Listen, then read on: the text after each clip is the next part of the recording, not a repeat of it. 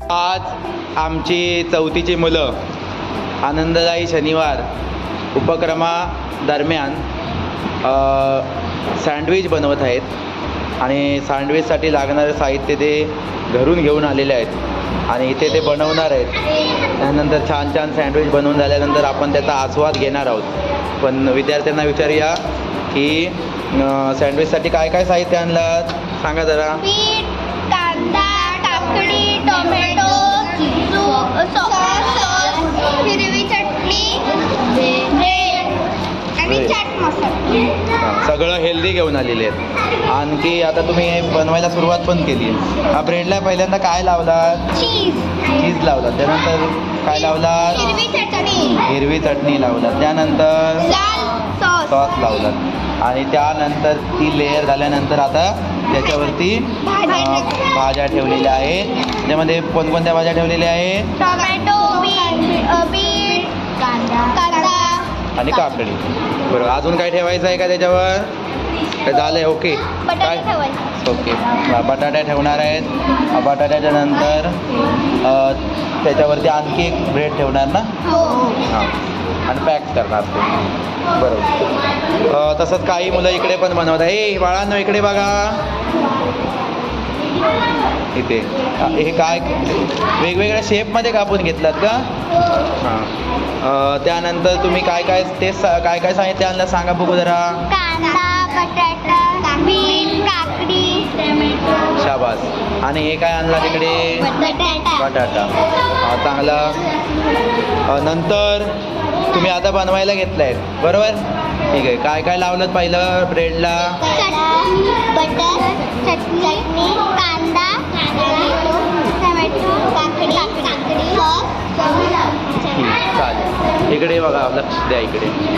ठीक आहे. सगळ्या जणांनी साहित्य घेऊन आलेले आहेत. त्यानंतर बनवणार आहेत आणि स्वतःच आस्वाद घेणार आहेत मुलं. त्याच्यामुळे मुलांमध्ये कौशल्य वेगवेगळे विकसित होतात. त्यांना वस्तू कशा हाताळायच्या आणि संतुलित आहाराविषयी सुद्धा त्यांना माहिती मिळते. इकडे मुलींबरोबर मुलंसुद्धा काय कमी नाही आहेत चौथीच्या आमच्या वर्गातील. ते सुद्धा इकडे बघा सँडविच बनवणार आहेत. वस्तू घेऊन आलेलं सांग बघू बाळा. याचं नाव काय काय आहे ते? टोमॅटो, हां, काकडी, हां. कांदा. हे सगळं तू कापून आणलेस की मम्मीने कापून दिले तुला? दीदीने कापून दिले. शाबास. ठीक आहे. पण स्वतः कापायचा पुढच्या वेळेस. ठीक आहे. चला पुढे इकडे तू काय काय आणलंस बाळा? हिरवी चटणी, हां, कांदा, हां. टमाटा, गाजर, बीट, कैरी पण आणली आहे. वा, एक वेगळा नवीन आयटम बघायला मिळतो. कैरी आणलेली आहे. आणि ही कैरी बाजारातून आणली की गावातून आणली आहे तुझ्या? बाजारातून आणली. आणि हे सगळं साहित्य कापलं कोणी?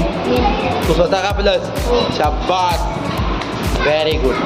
आणि आता सुरू करणार आहे बनवायला. सुरू पण झालंय. काय करायला घेतलं पहिलं? टमाटा. हे ब्रेडला घेतली, चटणी लावून घेतली. ओके. शाबास. आणि नंतर आता त्याच्यावरती भाज्या ठेवणार आहे बरोबर. आणि कैरी ॲड करणार आहे त्याच्यात. ठीक आहे. इकडे जुबेदा काय काय तयार केली आहेस बाळा? सगळं कापून कोणी आणले? तूच आणलंस कापून? मम्मीने कापून दिले. शाबास. आणि आता ती बनवायला घेत आहे आणि साहित्य मांडणी चालू आहे तिची. शाबास.